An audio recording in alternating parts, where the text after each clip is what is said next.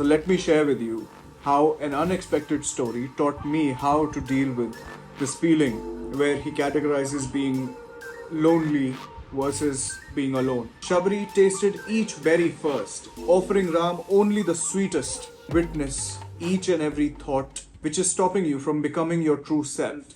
At some point in your life, you must have felt deeply alone, like there's everyone around you but nobody to talk to. 4 schools, 3 cities, 2 completely different cultures. And all of that before my 15th birthday.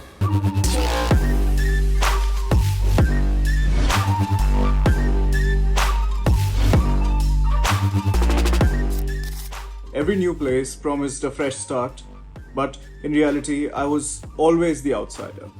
The kid with the strange accent. It didn't end there. As I got older, cities turned into countries, cultures became entire continents, but no matter how many friends I made, there was always that quiet, unshakable hum beneath everything. A sense that I truly didn't belong. Have you ever felt this paradox? You're surrounded by people, genuinely liked even, but still deeply, horribly alone. I thought the fix was simple: find the perfect group, city, or culture. But chasing external validation felt like building a house in the middle of a hurricane. Nothing lasted. That endless seeking only amplified my loneliness. There are people you're meeting every day, but not really someone that you're connecting with. So let me share with you how an unexpected story taught me how to deal with this feeling of being alone. Welcome to Wait and Now.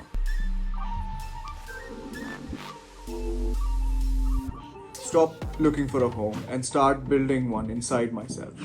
Here's the distinction that changed everything: loneliness versus aloneness. Imagine 2 trees. One tree with shallow roots, always seeking water externally, a relationship, a social gathering, validation online. Surrounded by trees, yet it is starved because the roots are not deep enough.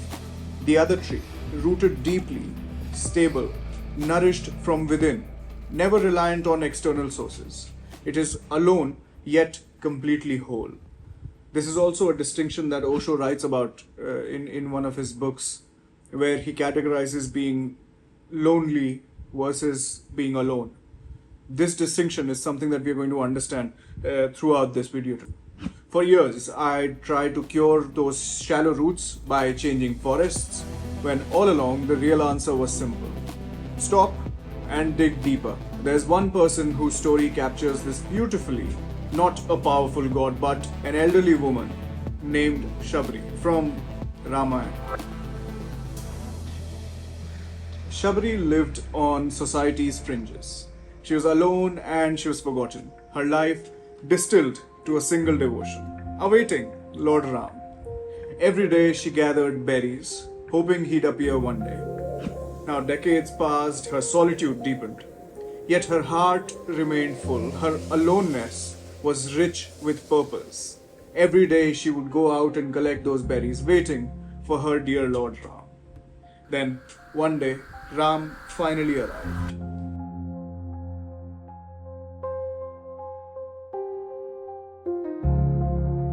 In a stunning act of love and devotion, Shabri tasted each berry first, offering Ram only the sweetest. Society would have condemned this gesture, yet Ram saw its pure authenticity. Her truth transcended all etiquette, and Ram honored her profoundly. Shabri's life is more than a story. It's a practical blueprint that I followed, and today I'm going to give it to you. An inner ashram, built in 3 stages. The first is to lay the foundation. It is easy to say, and you can find a million videos teaching you how to find your purpose in life. Some complicated, some easy. Let me give you a simple way to do it. Look at it this way: your purpose anchors your inner world. It doesn't need grandeur. It only requires honesty. Ask yourself, if I didn't need anyone's approval, what would I passionately pursue?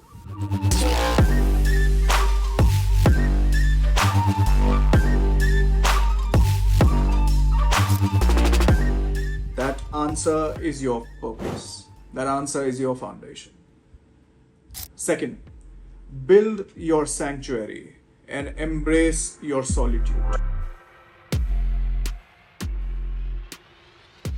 Solitude is your own company. Turn solitude into a sanctuary rather than punishment. Practice witnessing. I have talked about this over and over again, but this is extremely crucial. When you start becoming a witness, when you understand that life is not happening to you, life is coming from you. When you stop and witness each and every thought which is stopping you from becoming your true self, understand this. You were born with the truth. You were born enlightened. With time, you were taught to forget that truth. With time, society gave its own inputs and religion gave its own inputs to shape you into the person that you are, but it truly just moved you away from who you actually could be. So you need to start by unlearning everything. You are a product of everything that your parents wanted you to be. Forget about it for now. And now ask yourself, who are you truly? Don't let your mind be the barrier. Remove the mind, forget about the mind. The truth is beyond it. Your experience, your stillness, that is your truth. So similarly, when loneliness appears, don't fight it, don't flee from it. Just observe it. Let it pass through you. Feel it deeply. Build strength and peace within. Your inner silence is stronger than any framework that I can offer you. The third, open the gates and share your truth. Once secure within, genuine connection happens naturally.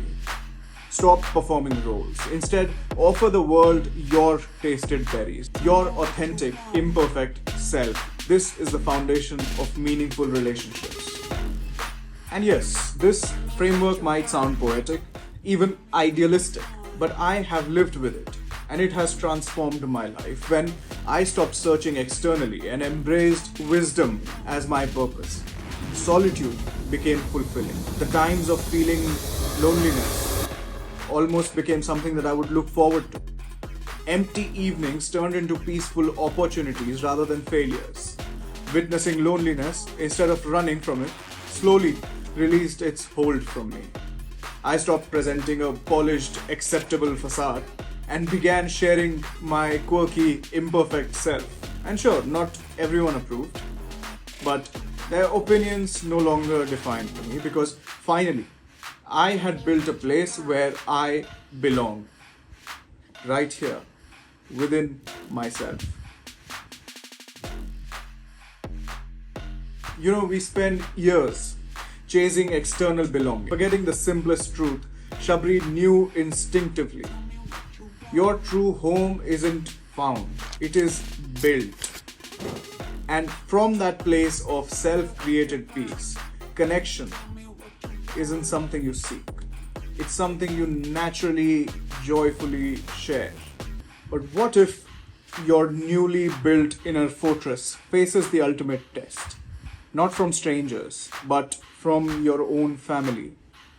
Prahlad's story about holding on to your truth against unimaginable odds is the ultimate lesson in resilience. And that's exactly where we'll go next. Trust me, you won't want to miss it. So be sure you're subscribed for that one.